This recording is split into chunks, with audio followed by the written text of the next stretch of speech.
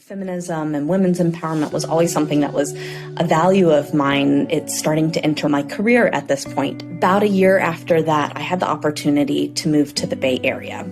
And it was one of those cities, San Francisco, if you get the chance, go for it. And I did.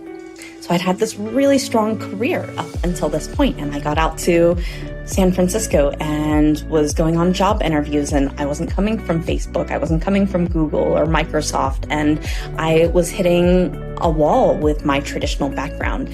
So I started learning to code and getting involved in the tech community, and personally just fell in love with spending time with smart women, excited and talking about and learning about technology.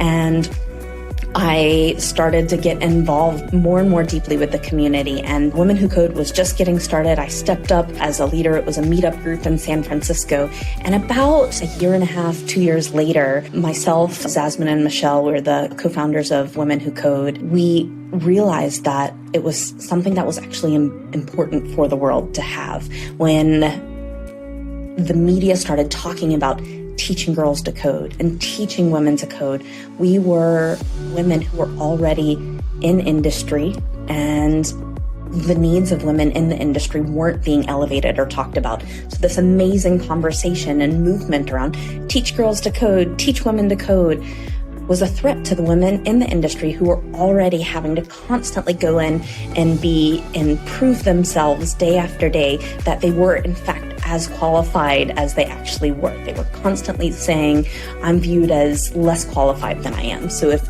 everyone's talking about teaching women to code and you have 5-10 years experience and everyone enters a conversation with you, a technical conversation with you, expecting that you are just learning or junior, it's really hard for you to progress in your career.